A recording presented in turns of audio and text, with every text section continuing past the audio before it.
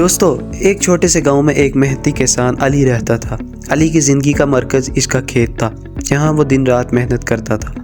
فصلیں بہت اچھی ہو رہی ہیں، بس اللہ کا شکر ہے کہ محنت کا پھل مل رہا ہے۔ علی کام کر رہا ہوتا ہے اور اچانک سے ایک پراسرار عورت اس کے قریب آتی ہے۔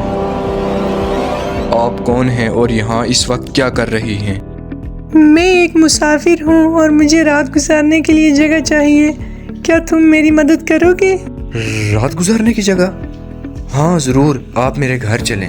جیسے ہی رات ہوتی ہے، علی اور وہ عورت کھانے کے میز پر بیٹھے ہیں۔ علی، کیا تم جانتے ہو کہ تمہارے کھیت میں ایک راز چھپا ہے؟ راز؟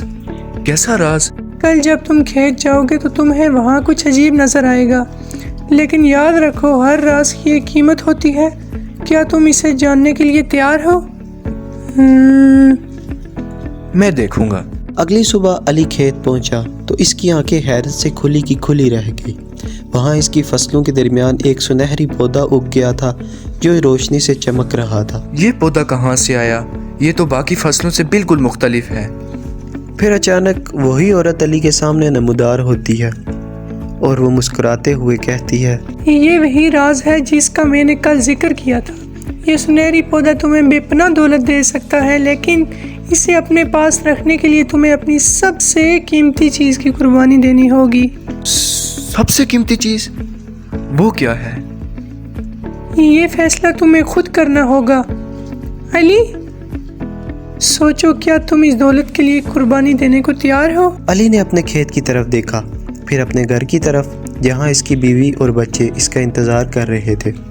وہ سوچنے لگا، اس کی سب سے قیمتی چیز کیا ہے؟ اس کی زمین، اس کی فصلیں یا اس کا خاندان؟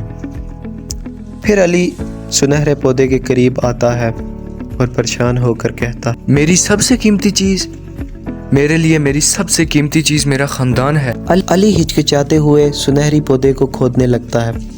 جیسے ہی وہ جڑوں کو کاٹتا ہے، پودا غائب ہو جاتا ہے اور عورت کا چہرہ غصے میں بدل جاتا ہے۔ تم نے اپنی سب سے قیمتی چیز بچا لی، لیکن تم نے میرے راز کو جاننے سے انکار کر دیا۔ علی کے اس جواب پر عورت کا غصہ اچانک نرم ہو گیا۔ اس نے ایک گہری مسکراہٹ کے ساتھ علی کو دیکھا اور کہا، تم نے صحیح فیصلہ کیا ہے۔ حقیقی خوشی اور اطمینان ان چیزوں میں ہوتا ہے جن کی واقعی اہمیت ہے۔ یہ پودا صرف تمہارے صبر اور فہم کی آزمائش تھی۔ چڑیل غائب ہو گئی اور علی کے کھیت میں سب کچھ ویسا ہی ہو گیا جیسے پہلے تھا۔